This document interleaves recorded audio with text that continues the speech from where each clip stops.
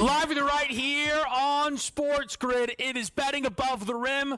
Pro basketball today. We say goodbye to the college game, and we welcome in the best in the absolute world. That includes the best right here on the desk. It is Coach James Young, as always. Tom Vecchio steps up into the pro game. Kevin Walsh with you here for the next 2 hours, and let's get this out of the way. If you're like, pro basketball today, no games on? Congrats. You win Wheel of the Week. Just because there's no games does not mean, Coach, there is not plenty to break down here on today's show. Yeah, there's a lot to break down, obviously, with the playoff scenarios, obviously moving markets and futures, who plays who. And it becomes interesting in the NBA, right? Especially when you look at the Western Conference in regards to who matches up with who. So over the next couple hours, we'll look at the standings. We'll take a look at futures odds. And we'll maybe look at some predictive matchups, Tom, and who may match with who in the playoffs. Yeah, we have basically everything set of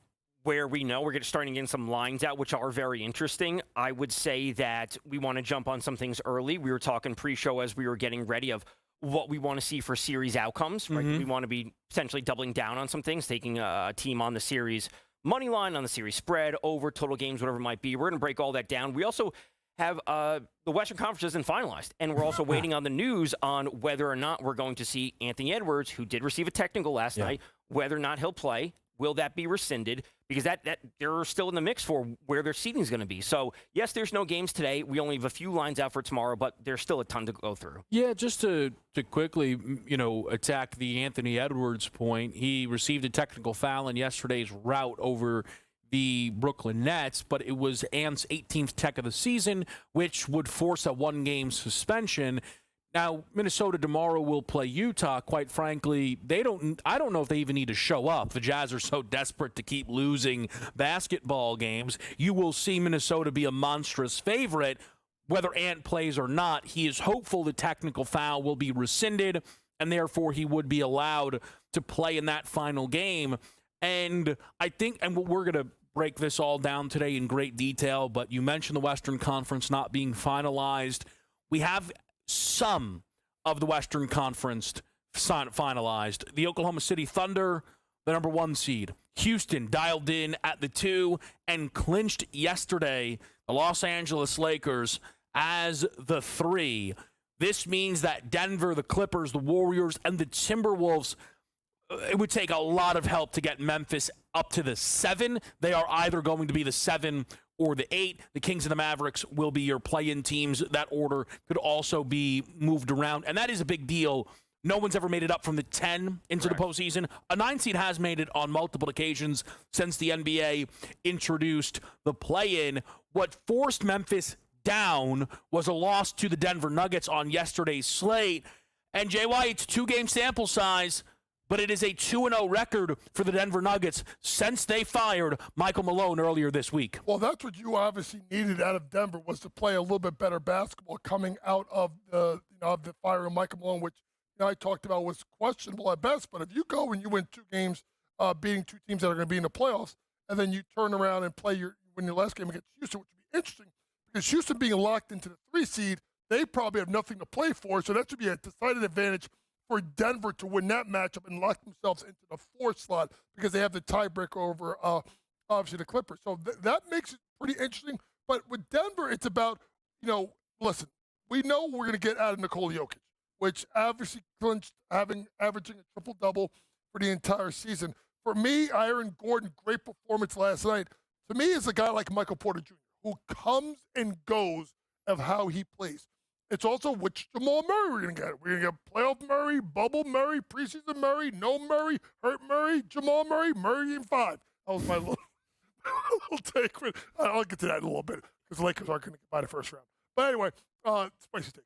But when you talk about it, Denver should be able to get through here as the 4 seed. But to me, when you look down the standings, to me, that the team that's the most interesting to me is Minnesota, because of they obviously went to the Western Conference Finals last year. We'll see what happens with the Antec. Obviously, they should be able to get by.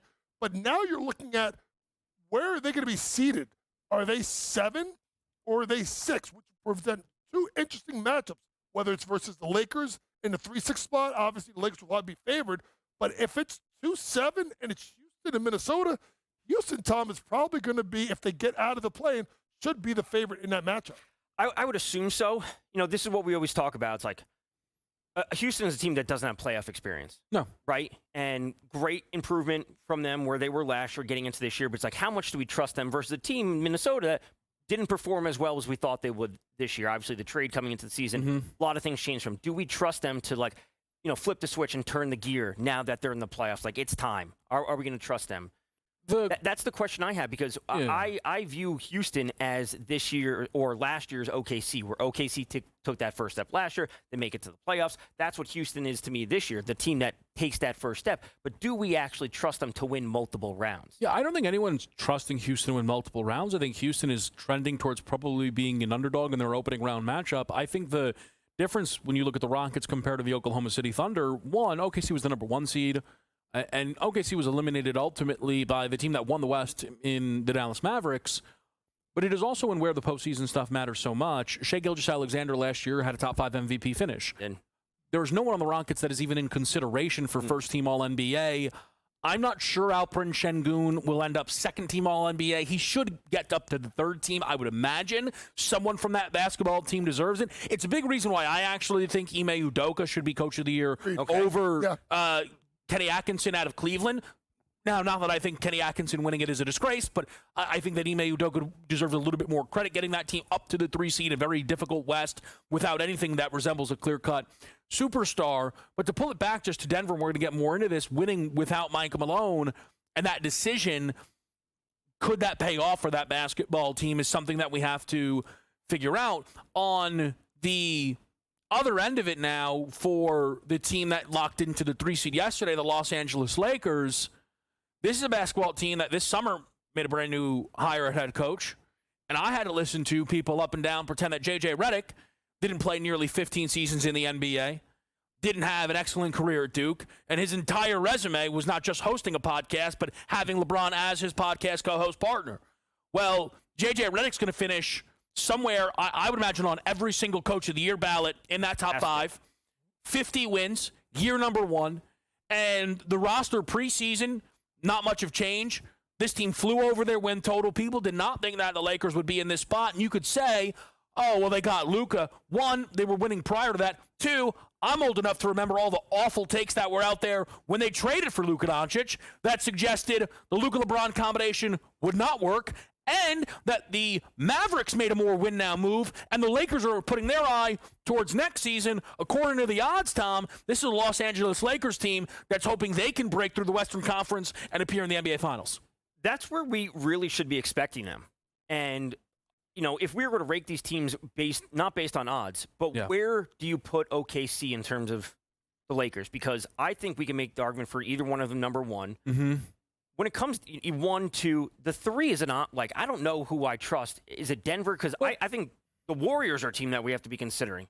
I think Steph smells blood in the water for that bottom tier of the Western Conference, and we can very clearly put the Lakers number 1, put OKC number 2.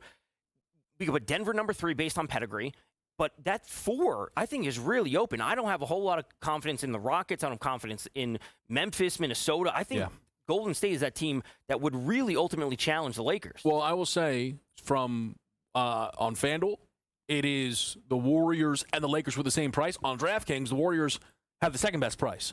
So it turns out Draymond's in charge of these numbers because that doesn't make any sense to me. What we will do, though, since we're running up against this break, is get a little bit more into Memphis and Denver, the fired head coaches battle we saw yesterday, and what it means for the NBA's postseason. That's next right here on SportsGrid.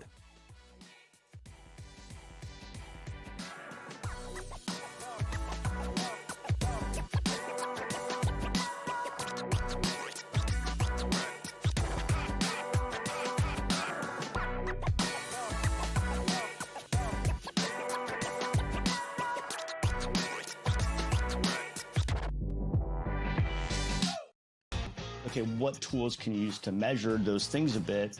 And that's where you have like force plates and 3D motion and launch monitors, things like that.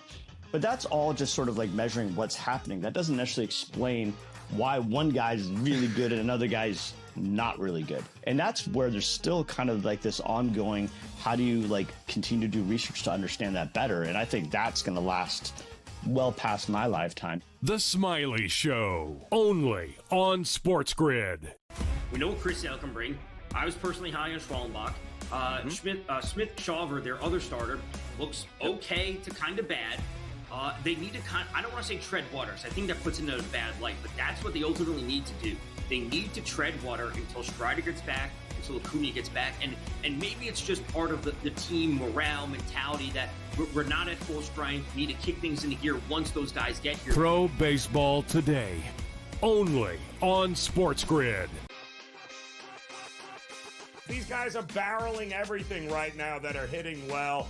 Pitching is usually ahead of hitting this time of year, but torpedo bats is what we're reading about, Tom, and I think it's hilarious. Will the pitching be out in front, or are the bats actually this strong? So it's going to develop over the course of weeks. And again, if all teams have the ability to do so, be creative with it and get out there and use it. Game time decisions, only on SportsGrid.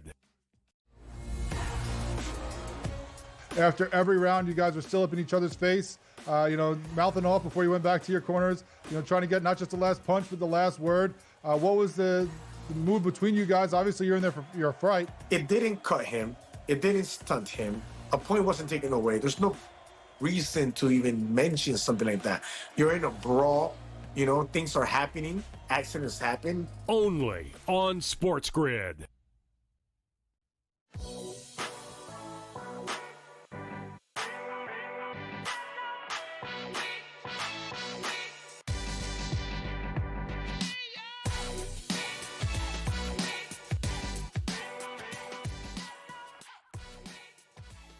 Live right here on SportsGrid, we break into yesterday's biggest game, which came to us, of course, in the Western Conference, the Denver Nuggets and the Memphis Grizzlies. We will soon get to the East, where we did actually see everything solidified yesterday with another excellent performance out of Giannis Antetokounmpo. Giannis right now, a walking triple-double. That has been the case for Nikola Jokic all season. It was the case yesterday in a huge Nuggets win, 26-16-13 for the Joker. They trailed by as many as 15 in this game. They did have the lead down to single digits heading into the break. It was just 3 heading into the final quarter. Denver defensively, the area that I think led to Michael Malone being fired, stepped up in the fourth quarter and held the Grizzlies to just 14 points, which is absolutely massive. The thing I posit to you, gentlemen, is do the Denver Nuggets feel more dangerous or more vulnerable after their decision, Tom, to fire Michael Malone? I would say more dangerous based on, and I don't want to say it's like the honeymoon period, right, where you have you fired the coach, we got some good vibes going in our direction, and we're at least happy to an extent. I would say they're more dangerous because they have the pedigree, and I also think that we're going to see, regardless of the rumors of the Westbrook treatment, whatever it might be, we're going to see the rotation really tightened up, and I think that's where they're going to excel. Now, what we were talking about pre-show is the non-Jokic minutes. What will we be getting from them? Because I think that is the key point. When we see the rotation tightened up, and we see, as we talked about, MPJ and Aaron Gordon play, I would say, good tertiary roles after Jokic and Murray, that's going to be the determining factor. If they step up and they are excelling at this point, that's where they are the most dangerous. So I would say danger more than ready for an upset. Yeah, I mean, when you look at this, yes, they have the pedigree, but, you're also leaning on Nikola Jokic last night to play you 41 minutes. Mm-hmm. That's a lot of minutes, which obviously means you got to get something out of DeAndre Jordan. Something. Yeah. Whether it's 6-7 minutes, as a coach, you may want to structure how you get him his minutes in regards to, we talked about this a lot, Kevin, like end of the first quarter, early second quarter, so it's longer break time for someone like Nikola Jokic. But to me, it was their ability to rebound the basketball, out-rebounding Memphis 52-41, dominating the glass. Obviously, you see the performance last night out of Aaron Gordon with 33-5. Michael Porter Jr., who, to me, I think needs to be a better rebounder. I've kind of said this a lot about a guy that's freakishly athletic and could be able to go get a rebound. For him to have 12 rebounds, including 3 on the offensive glass, to me is key. Now, when it gets to them in the playoffs, and we're going to get into this more and more, it's all about matchups. Like, I'm a big believer in styles make fights. Throw the analytics out the window, throw everything out the window, and line me up team versus team. Who looks better? Now, obviously, if Denver goes on and makes a run, it's going to be the greatest move of all time, getting rid of Michael Malone, who I've watched at times teams struggle defensively and getting stops. I remember the Knicks scored, 140 points against them, I think, both times this year. So it should be interesting. Tighten up the defense. Joker's been Joker. But I think Tom has a point. You got to get the secondary guys to step up, particularly on the minutes when Joker is not on the floor. Right. So the thing is I'm not going to sit here and scream that David Adelman is now Coach of the Year because they won at Sacramento and then beat Memphis, who is falling all over themselves in their own building with Jamal Murray showing back up. Yep. I think, though, Denver was taking a look at their team. They had a 3-game stretch in April where Jokic was 0-3 despite averaging 45, 12, and 12, and they went, oh my gosh, we're going to be lucky to get out of round number 1. At the time of the firing, the numbers will move once all these matchups are set. Memphis was a plus price. They had these markets available to make round number 2. There are people who believe Nikola Jokic at the end of this season should be handed a 5th consecutive MVP award. That won't happen. We'll talk awards. Right. But people believe that he has been of that level for 5 straight years. In this window of him winning MVPs, they've made 1 conference finals. And I think upper management went, we're going to get eliminated in round 2 at best again, because nobody here cares. Nobody here cares about anything. And that is not just Jalen Pickett doesn't care or Westbrook doesn't care. That's big number 15, maybe not caring enough. So they sent a message that everybody here is expendable outside of Nikola Jokic. And all of a sudden, what do you know? Jamal Murray can walk again. It's a miracle. Whoa. I mean, that's incredible to see. Because here's the thing, Jamal Murray, Michael Porter Jr., you're getting traded this offseason if this ends up a shortcoming. And it still may end up a shortcoming.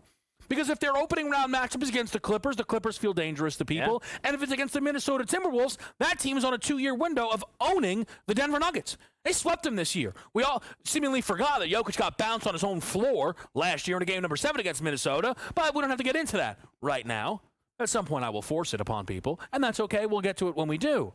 So I think the Nuggets took a ginormous risk, but it was because the safe move was them falling short again. Maybe they also were emboldened to do it because Memphis 2 weeks ago fired Taylor Jenkins, and everybody was like, huh? Here's the thing with Memphis. Jenkins or not, they are falling all over themselves. JY, you asked me something before we headed into this segment, so I will put it back to you. When Memphis is inevitably eliminated in round number 1, because that's where this is headed, do you think we see one of their, call it stars, Jaren Jackson or Desmond Bane, moved this offseason? You have to. You have to, because you can't run it back. And when you look at this game, how big of a game it was last night, you get outscored by 11 points in the 4th quarter, right? To have Jaren Jackson Jr., one of the best defenders in the world, give you 1 rebound? He's not a rebounder. I mean, that's like, Malawatch last weekend against Houston. How's your boy? 0 rebounds. That's a story for another day. Probably, but you and I were here for that one. But to me, that's the thing. Someone's getting moved. I mean, and then you got to worry about guns, grenades. Like, I don't know. What do you mean? He's throwing his words back out. You didn't see his explanation? Yeah, okay. It's just words. He's just words, and he doesn't want to hear anybody what he has to say back. That's what his explanation. I don't know. This guy's worried about someone. Memphis is a sinking ship. Yeah, sinking ship. Ship done gone. It's gone at this point. Now, with that said, out in the first round, moves in the offseason. Out in the first round. Might win more games than you think in the first round now. I'm just saying, I don't think OKC sweeps him. He may not even make it out of the play-in. Oh, that's a take. There he is. Spicy JY showed up. Let's talk about the rest of the West next here on Betting Above the Rim.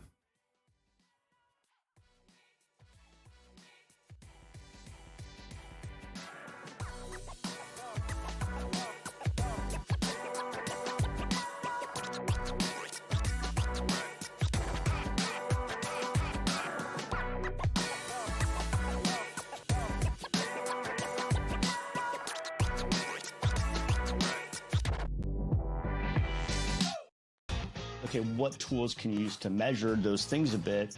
And that's where you have like force plates and 3D motion and launch monitors, things like that.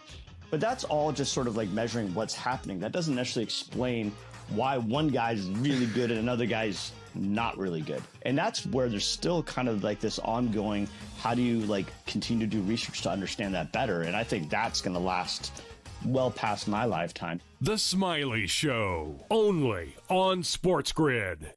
We know what Chris Sale can bring. I was personally high on Schwallenbach.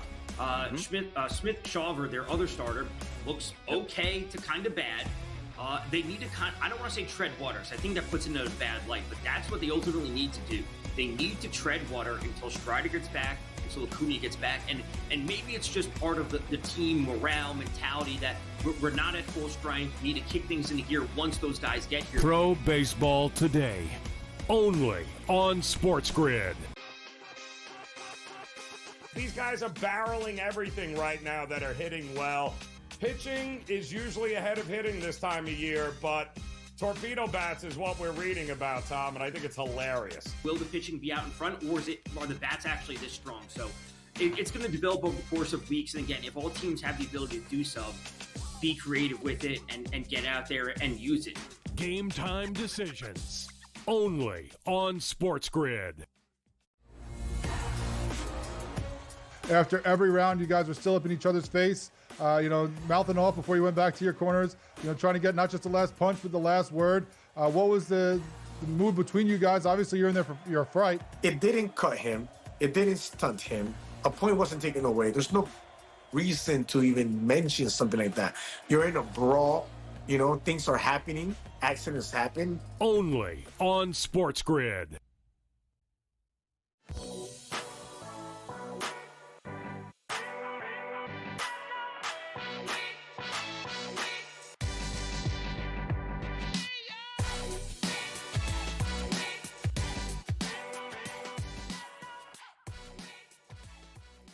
Back at the right here on Sports Grid. We've talked through Denver and Memphis. We have acknowledged the situation for Minnesota, which is, again, pretty straightforward. Don't lose to the team who wants to lose more than any team, maybe in NBA history, on Sunday, and you will avoid the play-in. If the Nuggets beat the Rockets, who should be sitting everyone, the Nuggets will be the 4. And if Minnesota, again, beats the Jazz, they will avoid the play-in. And the situation then will be on Sunday afternoon, Clippers-Warriors. Winner avoids the play-in. Loser is the 7 seed. That's where we are headed in that game.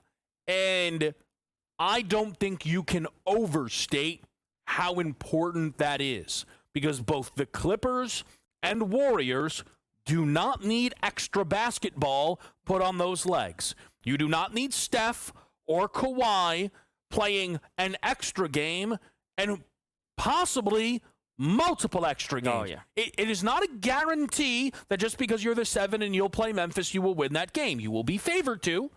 You will be probably heavily favored to with the way things are going for Memphis right now. But crazy things can happen. We know that. It is true. It would be stunning if either fell all the way out. Yes. But you could lose once. The way the scenarios are presently lining up, if Denver and Minnesota win, right? Right. And the Warriors win, it will go Nuggets, Timberwolves, Warriors, Clippers. Clippers in the play-in, Warriors, Lakers, round number 1. We get the Denver-Minnesota matchup. If the Clippers win, it'll be Denver, Clippers, round 1. Minnesota against the Lakers, round number 1. Warriors are in the play-in. Let's remove matchups for a second, though. Between Golden State and the Clippers, JY, are you more interested in betting on or maybe even fading one of those two teams once their seeding is officially locked in? Well, to me, it's all about the matchups. To me, this is all Forget about the matchups. Okay. The way they're playing, the way they're built. Who do you right now? Because the matchups can get wonky. You got to go Golden State. Yeah. Okay. You got to go with Golden State just because they have the more recent track record. Listen, I know Kawhi has been outstanding, and Tom was talking about during the break. He's been so good, but he was so good last year, and he didn't make it through the playoffs. All of a sudden, poof, injury, out. So to me, there's always a Kawhi injury factor, right? You also get the Jimmy Butler motivated, I got my money factor, which means he's going to take it to another level. You have Steph, who looks like, I don't want to say he's going to, this is like the underdog role, but he feels like maybe people aren't talking about Golden State as much as they've done, during the course of the year. And then there's obviously, is Draymond going to do anything stupid or not? I think he's going to be on his proper best behavior once playoff time comes. So if you're asking me, Tom, what team between the Clippers and the Warriors, which team I'm going to take or fade, I'm going to take the Warriors. I would also take the Warriors, but I want to say that it almost doesn't matter to a certain point if you're saying which team do I want to bet on. And you said we have to remove the matchups, which I understand. Yeah. But if either of these teams grab the 7 seed, right, they lose, they fall, they play in, it's all said and done. The Clippers or the Warriors versus the Rockets, I think we're all betting on either of those teams versus the Rockets in that first round, right? No? Because we're talking about, like, yes, being locked into the playoffs is fantastic for either of these teams based on their age. To me, I think it depends on who it is. This may sound crazy, maybe a little bit spicy.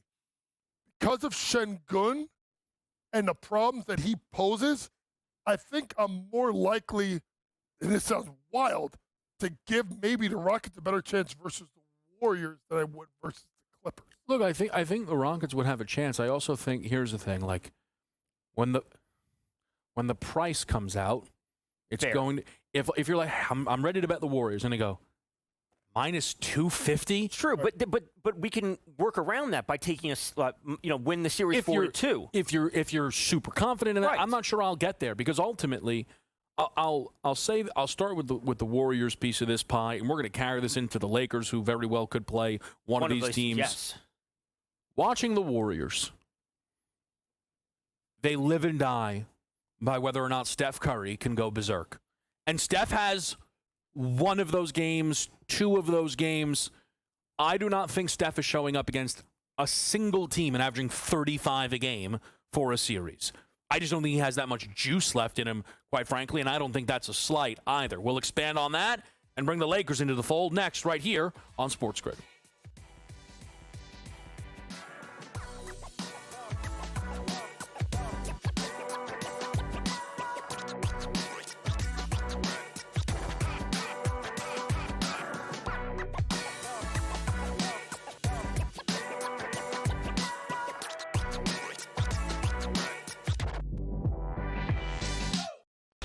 Okay, what tools can you use to measure those things a bit?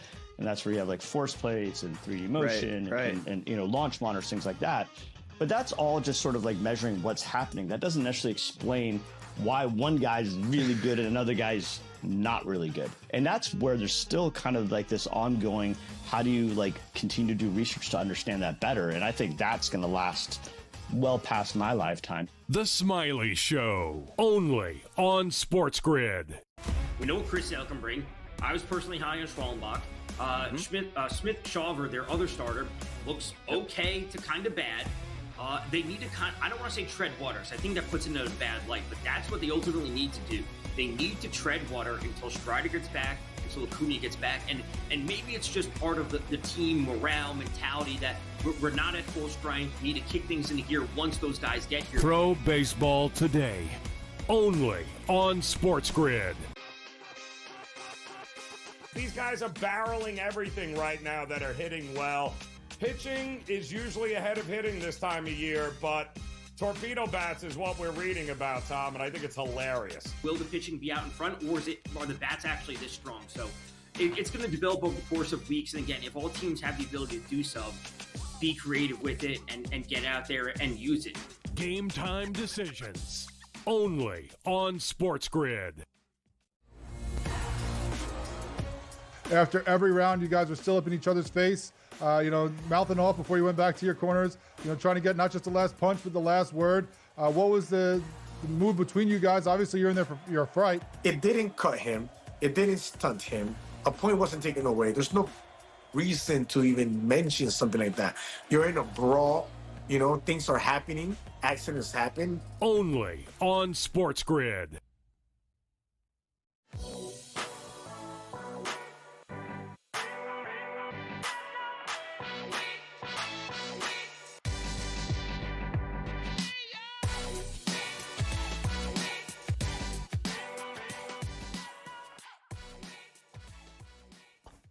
All right, betting above the rim, pro basketball today is here with you on a Saturday morning. Coach James Young, Tom Vecchio, Kevin Walsh, and we are talking through the Western Conference battles, and ultimately the talk of the town is the Los Angeles Lakers, and that's because they should be. Anyone who tells you otherwise is just upset about something, and I don't know what they're upset about. They are, 1, the Lakers, 2, LeBron's on them, and 3, traded for Luka midseason. They are rightfully the talk of the town. Quite frankly, I did you all a favor by waiting 30 minutes to get to this. Most unbiased man In the history of sports media. I think he's second, but he No, I am so far ahead of you, it's not even close. And one of the kindest things I'll do is leave it there. Okay? Now, the question is, with the way the seating is all matched up, right?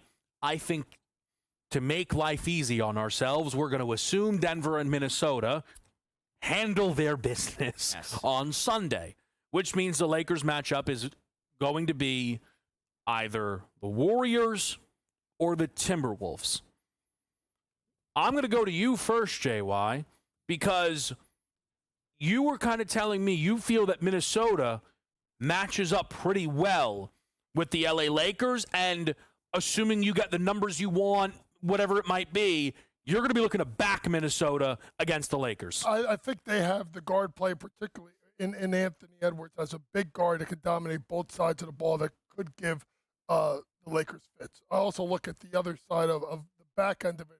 You know, backing Rudy Gobert in a matchup where he doesn't have to guard against an offensively minded center, which allows him to attack the offensive boards and dominate the defensive end of the floor, kind of is where I'm looking at. The thing that's tricky with Minnesota is just going back the last couple of years with the Knicks. It's Randall. And that is the almighty question you're going to get. At what point does Julius Randle show up in a playoff series and play well? Let's be honest. He doesn't have the track record. You can go back to the series against Atlanta. You can go to last year. You can go to the year before that. But to me, you can go to every playoff series he's ever been in. He's been a problem. But to me, you know, I still think looking at these two teams, I think the Lakers, spicy take, would beat Golden State in less than 6 games. Really? I think I just have a feeling that they'll roll them. But to me, I think Minnesota, because of Ant and because of the size of Rudy down low, and their defensive acumen, I think they could give them more problems than Golden State. A part of me wants to agree with that. Like, are we worried about Hayes, Hachimura, Vanderbilt stopping Rudy Gobert? That's what it comes down to. Because if Rudy Gobert he can pile up 15 rebounds a game, we're talking about Randall may not be amazing, but if Ant does his thing, Randall can be that second piece that we need him to be, and that's their path to winning. I think right, because that's what because McDaniels, where does he fall in? These are all players that assist the other players in doing well. So I want to say this: Rudy Gobert is a future Hall of Famer, deserves to be. He deserves multiple Defensive Player of the Years, and he has multiple DPOIs on his plate. The Lakers series, though, is particularly odd for him because the Lakers decided to say the Lakers acknowledge what is true. Their center situation is a disaster. Even if you like Jackson Hayes, there's nothing beyond it. So the Lakers are playing 5 out. The Minnesota Timberwolves are not throwing the ball into Rudy Gobert, ever. That's not happening. But offensive side of it, defensively, is Rudy Gobert protecting the rim effectively when Rui or Dorian Finney-Smith are sitting in the corner? That's not as easy. No. And if all of a sudden Rudy Gobert is not on the court, that's one of the main advantages that you're banking on. And I think the other tricky thing with respect to Anthony Edwards, I'm not sure he's definitely not the best player in the series. I don't know if he's the second best player in the series. No. That becomes very difficult to win. To take you back to last year, one of the main things Minnesota ran into that was a problem. Ant round number 1. Oh, my goodness. Round number 2. Is this guy one of the 5 best players on planet Earth? Round 3 against Dallas. Best player in the series, Luka Doncic. Nobody was close. Second best player in the series, Kyrie. Yeah. Ant got outplayed. So if LeBron outplays Ant, they're drawing completely dead. No one can match Luka or exceed him, and it's not going to be Randall. No, but I guess, but the pushback, if you look at saying Golden State's a better matchup, if you line up Steph, Luka, LeBron, Yep. best player in the series is who? Luka. Second best player in the series is? LeBron. Right. Me. So to me, So, well, we're still looking yeah, at I mean, the same thing as one, true. three, two best players in the series are still going to be with the Lakers. It's going to be about everyone else in that series. I think the bracket is broken pretty well for Los Angeles because I just think that round number one, they didn't want to play Jokic. Because forget that. The whole bracket. They got Denver and Oklahoma City on the other side 100%. Of the bracket. So then so then is Jimmy and Draymond the key factors to them winning? Because if they're going to be out, if it's going to be Luka, LeBron, Steph, who are the next grouping? Because I will take Jimmy and Draymond over Hayes and Finney Smith. So what I would say why the Warriors would feel more dangerous is Steph. When Steph goes nuclear, it is more impactful than maybe any other player. Fair. So Ant going wild, right? Albeit amazing. When Steph does it, there's just a different feeling. Two, if Jimmy Butler I think it's more likely, JY, I think you would agree, Jimmy Butler flips a switch than Julius Randle flips a switch. 100%. Yeah, that's obvious. And the third thing would be, you're not playing Draymond off the court ever. Draymond Green is one of the greatest defensive players in the history of basketball. I think he has somehow concocted himself into possibly winning Defensive Player of the Year when he should not win the award. In the discussion. I think he should be one of he should make an all-defense team. I just don't think he should be the DPOI. You're not playing Draymond off the court ever. So, but you might play Rudy off the court. It's true. I mean, it's again, styles makes fights. And it's like, what are we going to be expecting from each team? I think when you rank the players, it's like we have a very clear two at the top for the Lakers. Then it's Steph. Then it's Warriors role players, and there's a gap. Well, but so Reeves becomes an interesting swing piece. But here's the devil's advocate I will offer up against the Lakers. Luka Doncic has the second highest career points per game average in postseason history. Yeah. Luka Doncic is on a heater now his last 5 games. But Luka Doncic has not been Luka Doncic, obviously, throughout this season via injuries, changing teams. It is correct to say there are more questions around Luka entering this postseason than there ever has been before.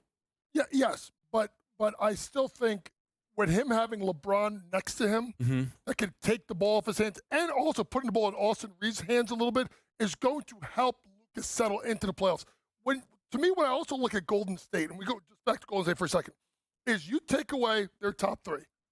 Now you're looking at Moody, Podziemski, Kuminga, Looney, Kevin Knox. I mean, holy Christ. I mean, where you're looking at the back at the second after you take off and let's say, Rudy, it's Randall, it's McDaniels, it's Conley, it's Nas Reed coming off the bench. There's DiVincenzo who does big spots in the playoffs.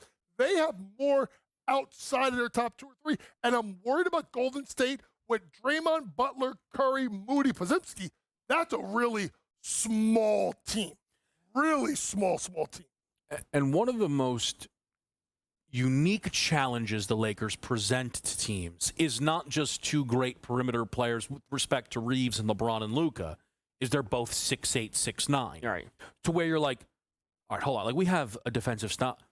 Minnesota goes, all right, we have 2 great perimeter defensive players in Anthony Edwards and Jaden McDaniels. Ant is significantly smaller than one of them. If he is having to guard one of them, that becomes a very difficult portion of the puzzle, potentially, if that's the way things settle up. The West is fascinating. We'll talk more about all of this certainly throughout our show, but the Eastern Conference has actually given us the graciousness to lock up their seeding. Yeah. So we get some look-aheads already to round number 1 matchups. That's next on SportsGrid.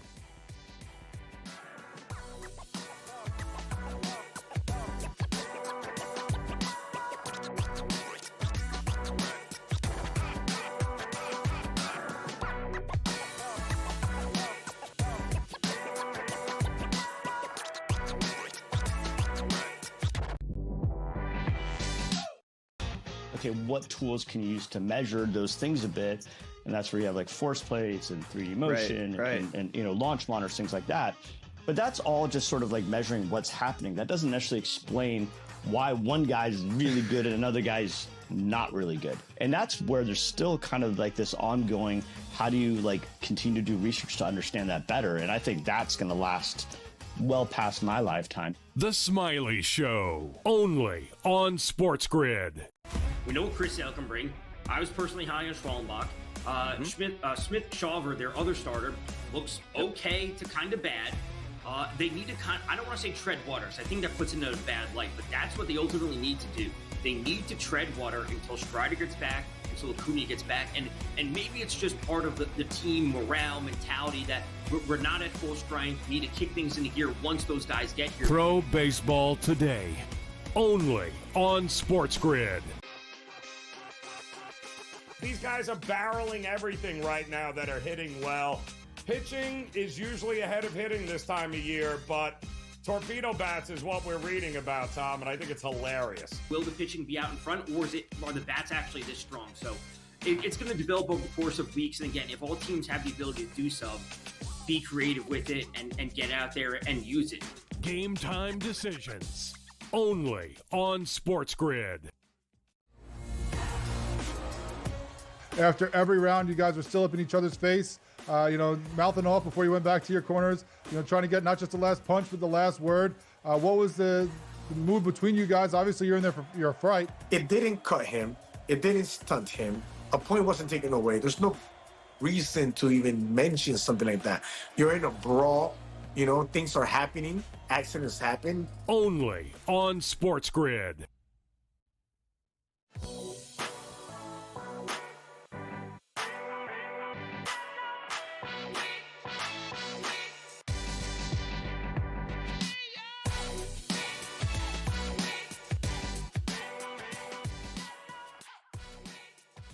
Back at the right here on SportsGrid. Again, Coach James Young, Tom Vecchio, Kevin Walsh. We will be with you throughout the NBA's postseason. Tom's out on assignment next week, but he'll be with us here again throughout the postseason, which should be fantastic. And we have now a clean look at the Eastern Conference postseason. Some of the results yesterday solidified that. The biggest one being Milwaukee's win at Detroit, a game in which the Detroit Pistons were favored, mind you. Now, Detroit climbing up to the 5 and passing Milwaukee was going to take some work.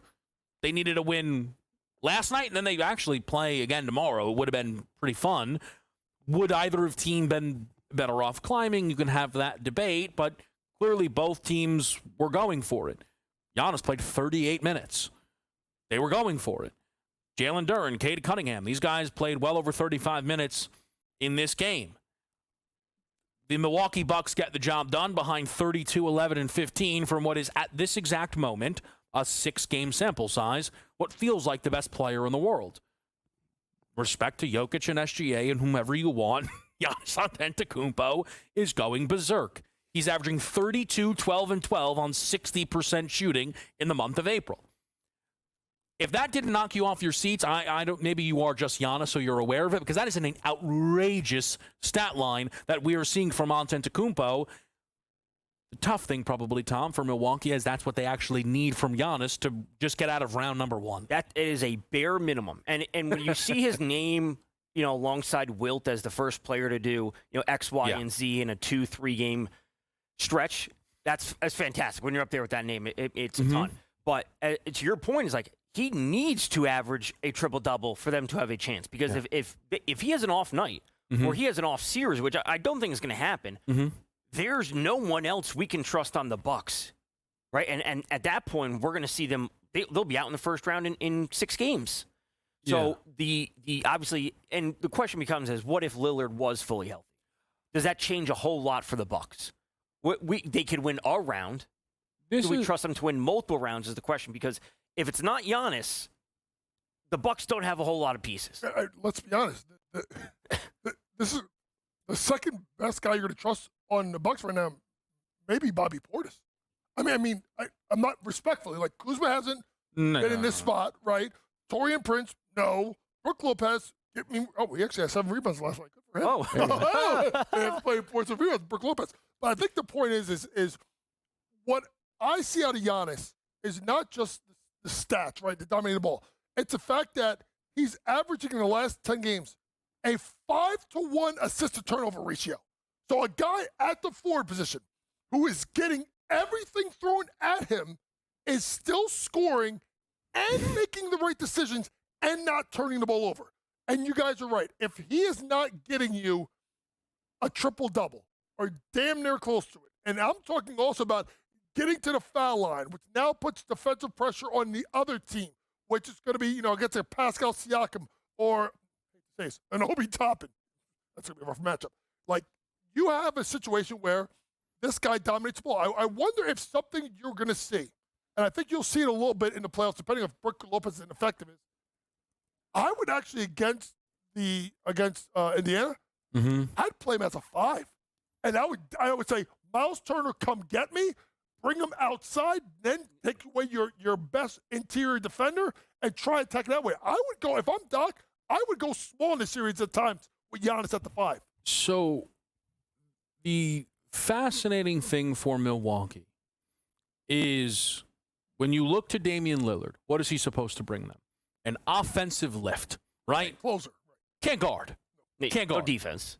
So Giannis's last 6 games, when he is on the court, his offensive rating is 145.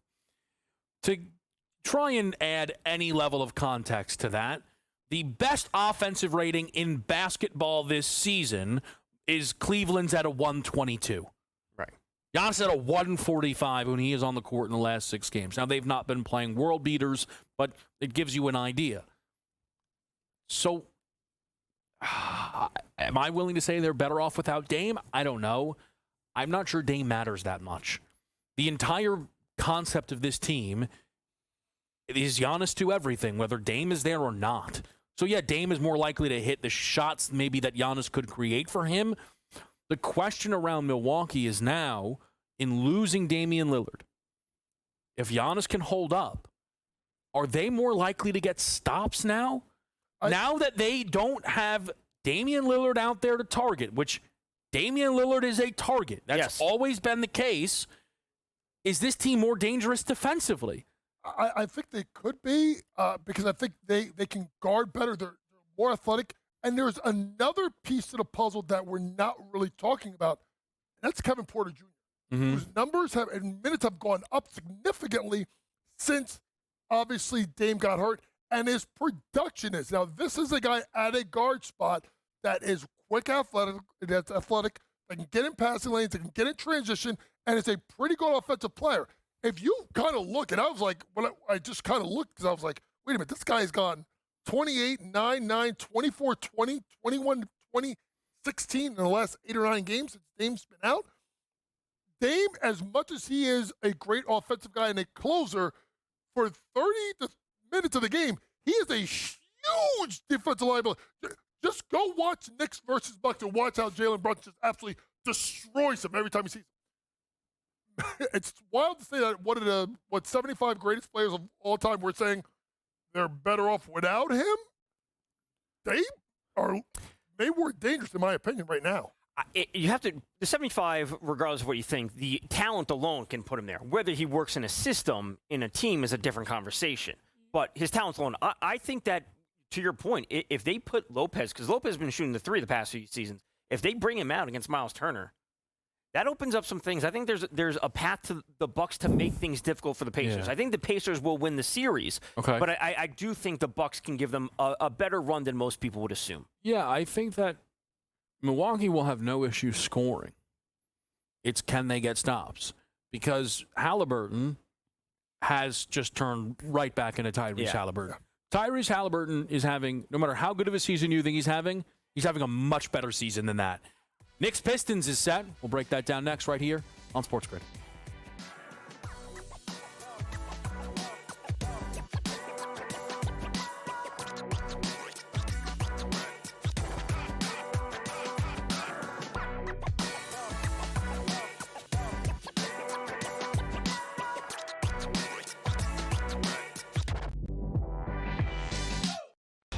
Okay, what tools can you use to measure those things a bit? And that's where you have like force plates and 3D motion and launch monitors, things like that. But that's all just sort of like measuring what's happening. That doesn't necessarily explain why one guy's really good and another guy's not really good. And that's where there's still kind of like this ongoing, how do you like continue to do research to understand that better? And I think that's going to last well past my lifetime. The Smiley Show, only on SportsGrid. We know what Chris Sale can bring. I was personally high on Schwallenbach. Smith Shawver, their other starter, looks okay to kind of bad. They need to I don't want to say tread water, so I think that puts it in a bad light, but that's what they ultimately need to do. They need to tread water until Strider gets back, until Acuna gets back, and maybe it's just part of the team morale mentality that we're not at full strength, we need to kick things into gear once those guys get here. Pro Baseball Today, only on SportsGrid. These guys are barreling everything right now that are hitting well. Pitching is usually ahead of hitting this time of year, but torpedo bats is what we're reading about, Tom, and I think it's hilarious. Will the pitching be out in front, or are the bats actually this strong? So it's going to develop over the course of weeks. And again, if all teams have the ability to do so, be creative with it and get out there and use it. Game time decisions, only on SportsGrid.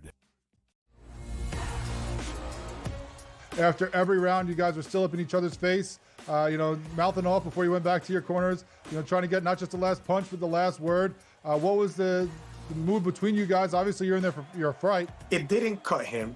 It didn't stunt him. A point wasn't taken away. There's no reason to even mention something like that. You're in a brawl. Things are happening. Accidents happen. Only on SportsGrid.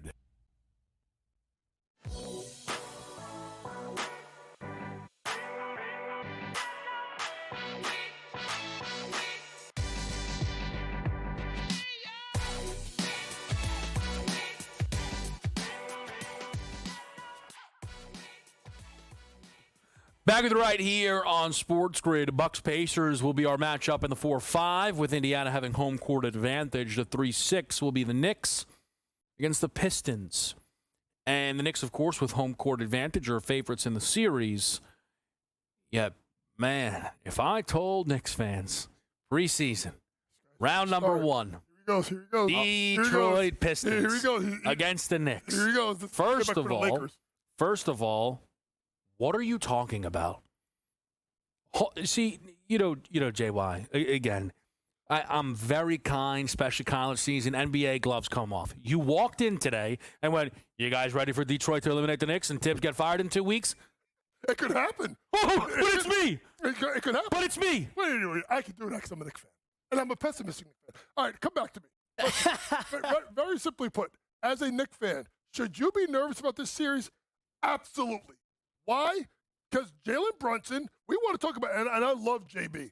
We talk about Damian Lillard being a cone on defense. Do you watch Jalen Brunson defensively? And this is where, as much as you love Brunson, you have a little bit of a problem with this team. The Knicks struggle against athletic, tough guards. And here is Cade at 6'4", who during the season has given you, 22, 29, 36, 36. And who is going to be the one that's going to stop him? Now, that also means that Tom Thibodeau can't rely on playing his starters 40 minutes a night. So this is where the Tom Thibodeau debate starts to come in as the most unbiased Knicks fan on the planet. That's a Knicks fan. He's a Knicks fan. That's true. A Knicks fan. Give me that one. I still don't think that's true. Yes, absolutely. Because I think there is a world where Detroit could take out the Knicks. Do I think it's actually going to happen? I pray not. I think it's going to be about a 6-game series. If you look at right now, the Knicks being series spread -1.5 at -144. But to me, this comes down to Tibbs adjustments. And this is where people are going to think I'm crazy. I think the critical player in this series may be Deuce McBride. No. Listen to me. Because he's the only guard on that team that I think could stay in front of Cade and make it somewhat difficult. I'm not trusting Hart. I'm not trusting, obviously, Brunson. Mikal has been all over the place in this game. I think Deuce McBride is going to play a critical part of this series because someone's got to slow this guy down. I'm not saying that Deuce has got to get you 17, 18 points. I'm saying he's got to keep Cade 24 24, 23, or less. You can't give this guy 30 points a night. That's going to be a problem for New York if they do that, and they keep running Brunson to guard him. Here's my take on the Pistons. I believe Cade Cunningham should be in the MVP conversation. And that's solely based on, that's not based on the stats. I'm not saying he's as good as Jokic or SGA, but what he means to the team, if we're actually talking about value, Cade Cunningham should be there.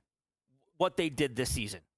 Point notwithstanding. When it comes to this matchup, the Knicks, as we know, if we were talking about pre-show, depth is an issue for them. Yeah. Can they match up punch for punch with the Pistons based on their starting units? Yes. Mm-hmm. I think we'd all agree with that, right? Just solely based on the starting fives, the Knicks have the advantage. Yeah. But after that, that's where the questions arise. To me, that's where the questions arise. And when Brunson is a liability out there, if Cade Cunningham does go off and he's averaging 30 a game, the Knicks are at risk. So when we're looking at the series price, I think there's very clear value to take the Pistons, maybe not on the money line at plus 270, but you could certainly take the Pistons at plus 1.5.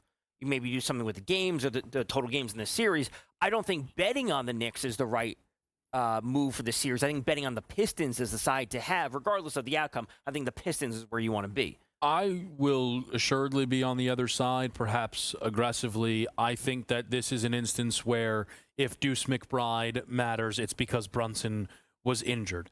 To me, Brunson is going to be guarding one of the shooters, whether that's Hardaway or Malik Beasley. If he can keep his legs about him and chase him off pin downs, that's going to be his responsibility. Mikal Bridges' job is not to hold Cade Cunningham to 18, it's to hold him to 24, 25, because Cade Cunningham is averaging 30 points per game against the Knicks this season. That's what Mikal Bridges' job is to do. OG Anunoby should be able to ball up Tobias Harris and put him in his back pocket for however long this goes. The swing of this series should be Karl Anthony Towns, who is going to be second or third All-NBA this year, comfortably outplaying Jalen Duren. Yeah. And if that doesn't happen, again, the Knicks have much, much, much bigger problems. Thibodeau, by the way, who I don't even think is a great postseason coach, walked at J.B. Bickerstaff just 2 years ago when Cleveland was, or a year ago when Cleveland was supposed to be hot up, 2 years ago, hot upcoming and ready to rock and roll. The Knicks should not have an issue here. The fact that people think they might is an indictment. We'll be right back on SportsGrid.